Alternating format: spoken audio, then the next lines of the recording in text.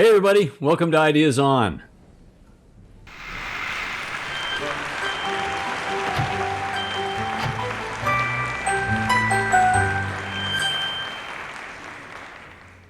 So, today on Ideas On, we're going to talk about lessons learned from live performance. And interestingly, all four of us have spent some time on the other end of an audience doing different kinds of things, although in different circumstances with different kinds of audiences at different times. So, it should be fun to mix it up. Let's do a quick speed round. Olivia, start with you. Where'd you go with this one? I'm coming from the point of view of a theater kid, so honestly, I feel like it was too biographical. I just talked about weird things I've done, basically. I'm excited to talk about it. Okay. Jared. I talked about my history in live performance as well, singing jazz at clubs and restaurants, but also the lessons that I learned about how when you are performing for an audience, you're kind of founding a temporary community, as it were, where everybody is drawing from the energies that you're giving off, the confidence specifically that you're portraying in being human. So I sort of discussed how I learned to apply that through other art forms and endeavors after I left the world of live performance. Oh, maybe I didn't really leave it. Duncan. Mine came from years on the road with the band I was in prior to, or I guess in an earlier phase of my life, and just rules of the road that we learned to live by that certainly helped out with either putting on good shows or enjoying ourselves while we were away from home. And I kind of had a mixed bag. I mean, I too spent some time as a musician and thought about it from that perspective. I also thought about it in two other ways. One is, I do a lot of presenting, a lot of public speaking, and that is a performance art of its own in a certain way. The other way I thought about it was, and I've certainly am not an actor. On the other hand, we play roles. I have a role that I've played as parent. I have a role I've played as business leader. I have a role I've played in my past as corporate executive. And as more I thought about it is, there's some performance going on when you're in front of any group of people, even teaching, which I've done a little bit of. So I think, it does season the broth a little when you broaden the definition. Well, Duncan, I'd love to open it up with you. Let's talk about that rules of the road part. That's interesting. Sure. Look off to the side so I can remember what I said here. Some of them, my first one was have a good time all the time. That's a famous line from Spinal Tap, but it's true that you make your own fun. And if you're waiting for somebody to introduce you to fun, you're going to be waiting around for a long time. As part of that, rule number 2 about that it's always better to ask for forgiveness than it is for permission allows you to self-start and create that fun. And as long as you're respectful and not too disruptive, you can get away with an awful lot of things, especially if, with rule number 3, act like you belong. If you walk into some place that you do not belong and you are wide-eyed and your mouth is on, your chin is on the floor and you're just, gawking at everything, you're going to self-identify as somebody who doesn't belong very quickly.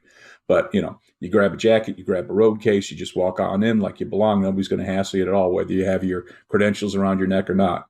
The fourth one about going with the flow is very important because you are not in control many times when you are performing. The audience is in control, not only in terms of they're appreciating what you're doing, but they'll let you know pretty quickly when they're not appreciating it. And so then you have to make adjustments on the fly. You also have to go with the flow because if you do the same thing every night, it's going to get bored. It's going to get, just very, very staid. And that's going to come off in terms of how you're performing to the audience. So livening it up and keeping it fresh is very important. The notion about there's always a bigger fish is just to keep your feet grounded on the floor in terms of, some of the stories and analogies that I shared weren't necessarily about us and what we were doing, but we were just basically a fancy cover band. We had a great time. We got to go a lot of cool places, do a lot of fun things. But, by always remembering that, we got to get along famously with a lot of other bigger bands because many of them started in the same shoes that we were. So whenever we were talking about our perils of being a cover band, they would share their stories about how they first got started when they were playing in bars and stuff before they started writing their own material and stuff like that. It just gave us common ground to enjoy being around each other. And then the last one, this notion about knowing when not to play. That was just very important, from a musicianary standpoint. It's important because, keep, putting it in space in the music and allowing it to breathe and knowing when not to play is the sign of a really good a really good musician. But it's also important just in the sense of knowing when to sit back and let things unfold around you. You don't always have to lead. You don't always have to, steal focus, whatever it may be. But there were some good rules of the road. Actually, after it got posted, I had a lot of good feedback from folks that I was in the band with that appreciated it, knocked on with a couple more. So it was just interesting to, have it as a lens to look back on and, get reacquainted with some folks I hadn't talked to in a while. So it was Cool. nice. Olivia, it seems to me like, and I could be wrong, but it seems to me like theater as a discipline is a bit different than the world of music. It's a little more structured. Can you talk about that a little bit? Yes, I don't know a whole lot about the world of traveling bands or whatever. So, but I will say a thing about theater that, first of all, I want to comment what you were talking about with life being performative. I also talked about that, and I think it's so true, and I'd love to talk about it at some point. Go there. Let's go there. Okay, well, first of all, social media as just a thing is complete performance. Huh. The whole entirety of the internet, we play a character. I mean, half of our interaction these days is in these weird little screens. I'm a college student, and half of the time, all of my classes, except for my theater classes, are in little boxes. I am a character. I am not like actual Olivia in those classes. I am English class Olivia and geography class Olivia, and geography class Olivia doesn't talk. She watches rocks, and English class Olivia argues, and like Do the rocks ever argue back? Olivia talks about stagecraft. They're all different people, various different characters that are true, but a little bit off. And then there comes the question of what is truth and what is reality. But that's an entirely different situation. So let me ask you something, because that brings. So do you actually consciously think about managing those characters that way, or is it simply organic and they show up that way? Both. So I feel that I am more conscious than I might be just because of the areas that I work in. I think about personal brand a lot. My friends make fun of me for it. But I kind of do, like on the first day of a class, on my first day of my English class, I'm an English major. I really can't stand English classes. I said something in class. I don't remember. It was probably something very contrary and argumentative, probably about a book. And I was like, all right, well, I guess I've already established myself as this person, so I'm going to run with that. Just like how in my stagecraft class, I have already established myself as the props lady, which I'm very happy about. But I can't really speak for other people, but I don't entirely do that on purpose, because it's just kind of what happens in life. Your work self is, like you were saying, different than the self that goes to Target at 10 p.m. with your friend, because there's where else to go in this town right now. Different people, but the same person. And with acting, like I'm always weirdly hesitant to talk about acting because I'm a 23-year-old weirdo, and not like a person with a whole lot of experience, and it's a really personal like art form, I guess, because it's so emotion driven, unless you're using a technique that starts with the body, because some people like start with the body and then that moves to, I don't really understand that technique. It doesn't really make a lot of sense to me. The emotional memory thing makes a lot more sense to me. where you might know what that is if you've ever known anything about acting, but connecting to a character through emotional memory, basically. I don't need to teach an acting lesson. I don't have those skills. But what I wrote about a lot with my weird theater blog was that like the entirety of theater is just problems happening and then having to solve them with no time or actual explanation, um, and then getting really good at it because you have to, and then suddenly creative problem solving. Um, and theater gives you like actual proper life skills. Not that other things don't. Of course, other things don't. I mean, of course, other things do. Um, but like, I have gained so much as a writer from being an actor, as an artist, as an everything really, even as a math student, because I'm able to pretend that I don't feel like dying when I'm in a math class. I And I've performed and I've done the tech side of theater. Um, I did publicity when I was in high school, and then I ended up working in social media, so that was some fate. But I did a lot of props, and I've always liked making weird little sculpture things since I was a kid. I think I used to, well, used to, I still do this.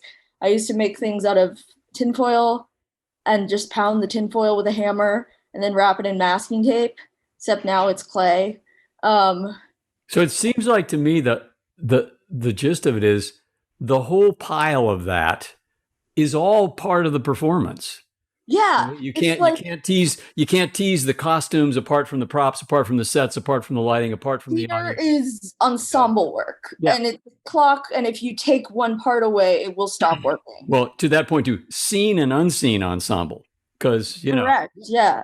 um, And sometimes I think there is sometimes conflict between the onstage people and the offstage people, just not even necessarily those people, but like the idea of, well, actors don't need to understand how tech works and tech people don't need to understand how performance works.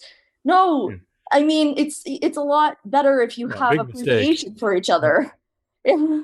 So, Jared, the thing that's interesting to me, Jared, about your experience as a performer is, and I've said this to you, you're an anachronism. You were born in the wrong decade, for the kind of performance you do. So, talk a little bit. I mean, do you embody a character, or do you have this cousin of Frank Sinatra vibe going when you do that jazz work? It's interesting. I think character building is something every artist does when they're starting out. And usually I think most people start out impersonating their idols, impersonating their hero, even if that's not what their title is. That's what they start doing. I mean, when I started performing, it was basically my best samactarum of Frank Sinatra or Bobby Darin or Dean Martin. And what I learned, and this I guess will come up in next month's topic about storytellers as thieves. You kind of take what you like from those guys. You study the way they perform. You study the way they enchant an audience, the way that they invite people in, and you kind of become this amalgamation of all these characters that these performers certainly embodied. You become representative of all of that, and I think if you're good enough, you become something completely different that is distinguishable from the Frank Sinatra or the Michael Bublé or whoever it is, and you become your own sort of thing. Jazz, I find to be very interesting because, or I should say, particularly vocal jazz. There's not a lot of new songs that come out in vocal Right. jazz. It's really more about putting your own spin on works that were written back in the 1920s and 30s and even before. So I think that building your character, you somewhat do through how you decide to interpret those songs, and what they mean to you. There's a song that it was originally written as a ballad. Of course, everyone knows the song "Fly Me to the Moon." It was written as a ballad in the late 40s or early 50s, and it was very romantic. But everyone knows the jivey Frank Sinatra version where it's really swinging, and that's kind of become what it is. But when I would sing that song, particularly after I started working with bands and not just tracks, I would try and define myself uh, through coming up with a new arrangement of the tune that had not been done before. And I think that's every jazz artist's challenge. It's really every artist's challenge in general, because there's nothing new under the sun. But I think that when you are a musician, when you're a singer, the challenge really does fall on differentiating yourself on what's come before, because there's so much. And I think a lot of that has to do also with the confidence in yourself. You can believe you have to portray to people that you believe what you are. You can't just be a 13-year-old cannot be Frank Sinatra. No one can be Frank Sinatra because of all the crazy hell he lived through, the women he was with. I mean, that is a singular life. I did not have that at 13. I don't have that now. But so I think that you have to you embody. I guess it's twofold. You decide who you are, and also through interacting with the music, you kind of discover who you are. One of my favorite songs is called "One for My Baby and One More for the Road." It's about a guy who basically his marriage fell apart. Now he's at a bar drinking. Again, I can't relate to that quite so much, but I had to sort of find my own emotional ingress into that milieu of the song to really figure out how to interpret it. And from that, I learned a little bit more about myself and how to portray myself to the audience. And that's the key, because again, they have to believe who you are. They can't believe that you're playing a character. They have to believe that you are that character, unless you're really making it clear you're like a Charlie Chaplin or a Mr. Bean or somebody like that. So it's interesting, because where I kind of went, and you just gave one to me, is I always think about easy on ramps for the audience. Yep. So one is, and you've all talked about, is confidence, right? No, really, I'm good with you, audience. Another one is the whole notion of style. One of my favorite performers was a great guitar player, banjo player named John Hartford. John Hartford has actually a line in a song he wrote, but the line is, "And if you like my music, that's because it's my style, and style's based on imitation." That's right. I mean, so you're right. We all imitate, right? So what I always think about is, and in the blog I wrote about it, I talk about it. It's how do I create sacred space? How do I build a little village around me and this audience? So for the next 42 minutes in my set, or the next 30 minutes of my keynote speech, or whatever I'm trying to do, we're good, And I think the key here is you got to make it easy for the audience to like you. You really need to kind of say, no, honestly, I'm very approachable. It's an easy to understand thing. I'm not complicated. It's real clear. Here's my character. Good theater, for instance, I mean, Shakespeare's a great example. You don't ever wonder, now, that character there, King Henry, I wonder kind of, but who is it? You know exactly who that is, right? They make it real clear so you can get your head around it. Because the more the audience has to work, to me, the less likely they are to go with you, the less likely they are to spin that flywheel up and say, okay, yeah, that's good, and either applaud for the tune or, do whatever it is you want the audience to do with you. But, to me, it's, and you guys have all said it in one way or another, a lot of performance lessons to me were, you better make it easy for that audience, because if in the name of art, or in the name of science, or in the name of whatever your objective is, you make it hard, they vote with their feet. They go away, even if they can't get out of the room. Absolutely. Well, I think people, at least what I found, they really don't want to see you on stage, quite truthfully. They kind of want to see themselves. They want to see, or at least they want to see what they want to be, or maybe what they thought they once were. I particularly found this true because, of course, of the nature of the genre of music I performed. I performed in a lot of old folks' homes, a lot of senior citizens clubs, and things like that. And the things that they would come up and say to me, it'd be first, how the hell do you know that song? You're a baby. But it would then turn into the fact, I listened to this song when I kissed my sweetheart goodbye after I went off to the war, or something like that. And, it brought them back to that moment. And their touch point with that song. So when they're watching, often I think the sign that people that are really into it, I guess particularly in something like jazz, is they've got their eyes closed. They're not really watching you, and they're bobbing along to the music, and you just got to wonder what's going on in their heads. And I think it is them making that connection. It's them, their mind projecting onto the stage that scene that evokes, and they themselves are, quite truthfully, you're more or less the soundtrack of the stories that they've lived or have romanticized in their minds. At least that's what I think. The other side of that to me was something Duncan touched on, but I think any actor, any performance, the other side of this, you better own the room. Yeah, absolutely. When you step onto that mark, wherever that mark is on the stage, you better own the room. I got this. You gotta get your arms around it, and any concerns you had, any worries you had, any stage fright you had, any uncertainty, better be gone, because they want you to own the room, right? Yeah, exactly. The audience wants you to lead them, but you can't show any fear. If you go deer in the headlights on them, you're really in trouble. Well, part of that is that, at least from my experience, is they honestly don't care who you are. And so with that comes great cover.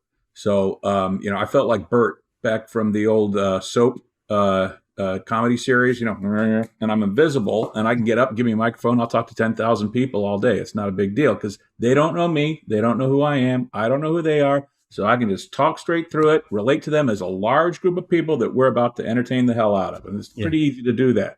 It's very different suddenly where I've got to go up and do a pitch to 10 people who know who I am because they went to my LinkedIn page and I'm representing the company. So that's when the sweat starts, because so that, to that end too, and I say this all the time, my favorite medium in the world is still radio. Yeah. Because it's just me and a microphone. You don't think I've looked at our Cume reports. There's 28,000 people hearing. It's just you and the mic. It's easy, man. You just stay right in the groove you're in, Once the camera points at your mug or you're out where they can see you, it's a little different. Okay, but I the equivalent for me being a 23-year-old is podcasts. But I love that stuff. But do you think you lose something of the energy of the audience? Because there's something going on in live theater right now with COVID times, which is that all the theaters are empty because nobody's allowed to go in there. And so there's the issue of how are we dealing with this? So people are doing taping shows. There are also Zoom plays, which is pretty neat, are like plays adapted or written for Zoom. I haven't seen one. So it's a theatrical genre written intentionally to be performed via Zoom. Huh. And I'm not really sure how they audience it. But I wanna see one. Yeah. I almost tried to write one and then I didn't. Oh, actually I did, and then it was bad. But moving on, the question is that theater or is that film? And we were talking about it in a playwriting class. And do you lose the audience energy? Because a theater, like a live theater experience, is, a ritual between an audience and a bunch of performers. Something is going on. There is energy in the air there that if you have a bad audience, the show is gonna be different. Yeah. So with a radio piece, is there an equivalent to that? Well, sure. I mean, I guess spoken word performance on stage might be an equivalent, but you raise a fascinating point, which is even within the genre we call television, right? There's because I've produced both. There's a gigantic difference between taped TV and live TV. Live TV is way more like theater than it is like television. Especially when there's an audience, because you can have taped TV where there is no audience. And right. So, that's got a completely different vibe than when you've got to pause and let them finish laughing, and then you're timing your entry to come back in, Well, yeah. In the meantime, your producer's got their eye on the clock because your segment time's timing out. You're going to go to commercial. I mean, it's so here's what I think. I don't think any of that is either or. We've talked about it before, Olivia, is if the somewhere back there, somebody said, well, radio's happened, theater's going to be dead. Wrong. It wasn't. Radio didn't kill theater. movies and TV didn't kill radio or theater. Video the didn't internet kill the hasn't radio killed any either. of the above. So it tells me, so if in terms of lessons learned, Musical theater didn't even kill opera.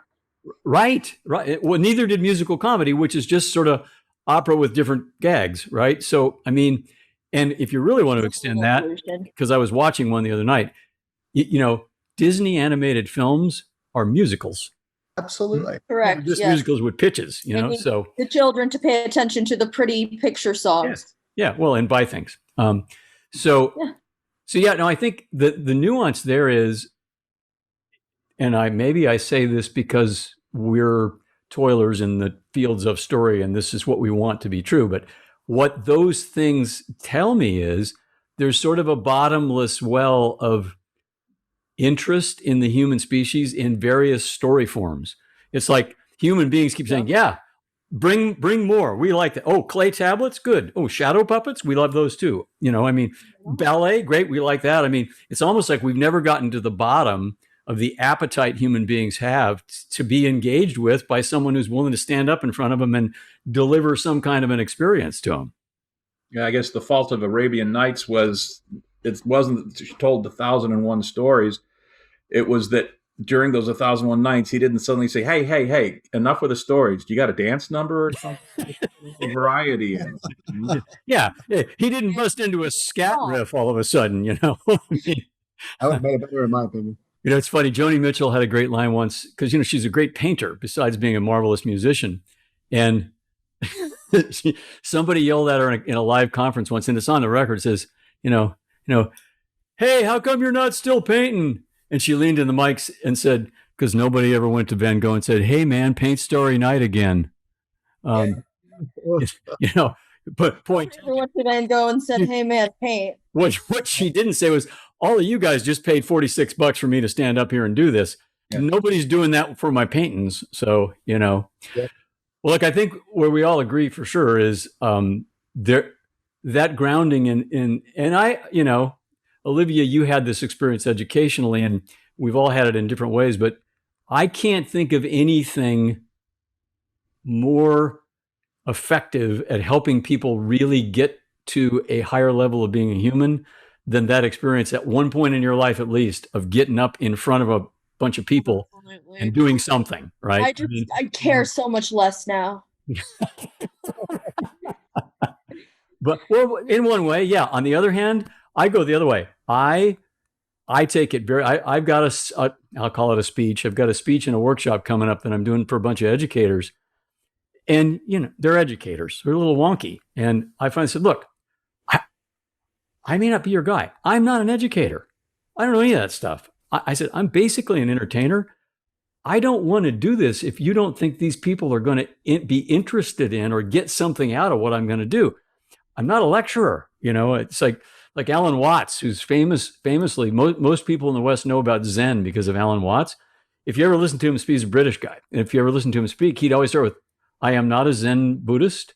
I don't advocate that you become a Zen Buddhist. I'm an entertainer. I hope you find this interesting. So I think that goes back to that, every guy who ever played guitar in a bar, every actor who ever stepped on a stage in a theater, part of the mantra running in the background is, please, please, please like me, Yeah, that is true. I can't give a presentation without like 3 pounds of sarcasm. So, well, that's cultural issue. That's your tribe. You guys grew up in a dark world and it made you sarcastic. So I don't know if I miss people liking me. I missed the freedom from being on the stage where it wasn't me on the stage, so I was free to be myself, if that makes sense in a circuitous kind of way, Well, I'm stuck being me now. I don't have that outlet to get up there and not be me and do whatever I want. I think what I sort of miss is like I don't know, I guess the adrenaline rush that it gave of the on the spot decision making. You not only you have to be confident that, within a fraction of a second, you can recover from a hiccup. You can play it off. You can make a joke out of it without coming off, especially as smarmy or glib. Yeah. Not to mention making sure you hope the bass player goes with you. Exactly.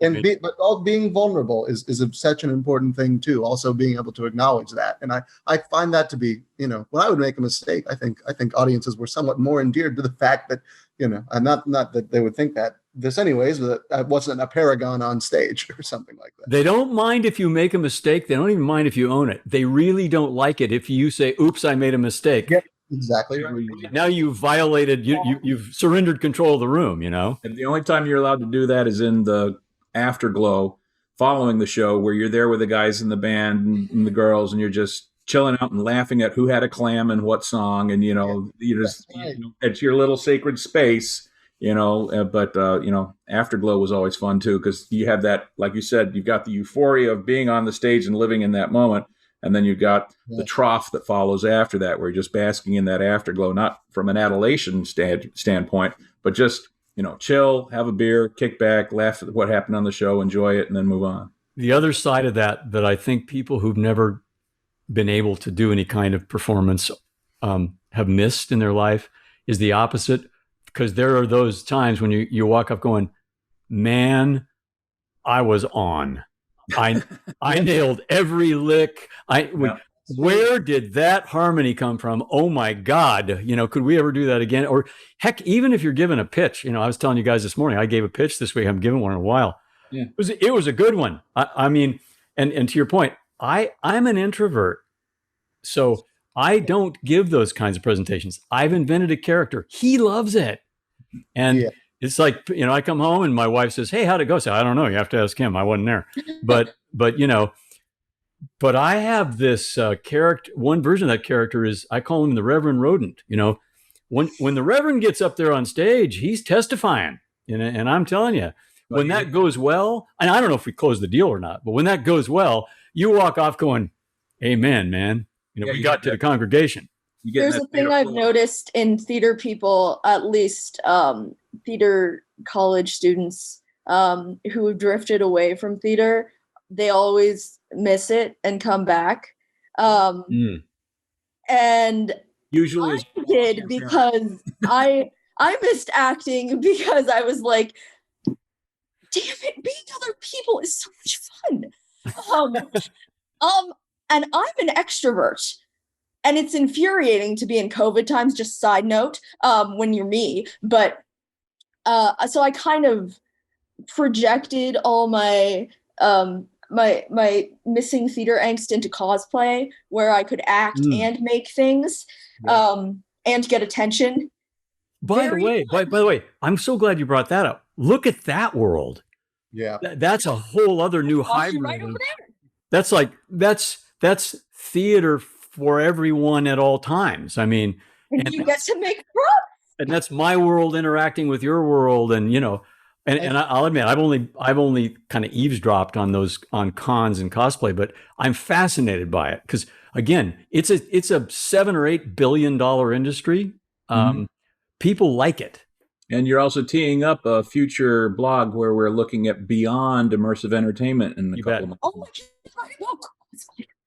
You can. Now you have an idea. Now I have an idea. Well, look, we probably better wrap this one up. But one thing's for sure, I think we all definitely learned a lot from our time on stage, our time in front of audiences. And, I'm sure that informs our work when we're designing work, when we're in the background. And it's just always fascinating to take a look at it and just see what's underneath it. I'll say this as maybe a parting shot. It is essentially human. We talk about it all the time, but that great ancestor of ours was, probably male and covered with hair and about 4'3", climbed out of the cave near the fire and pantomimed something because they wanted the attention, but they also needed to get something done. And it's just this very human thing to get in front of other humans and command their attention in a respectful way. Next time, poetry coming our way. So we'll look forward to that. Thanks for sitting in. We hope you'll find us on YouTube. We hope you'll find us on your favorite podcast. And please come check out our blog at Ideas On, and we'll see you soon. Follow us on Instagram. Bye. Bye-bye now.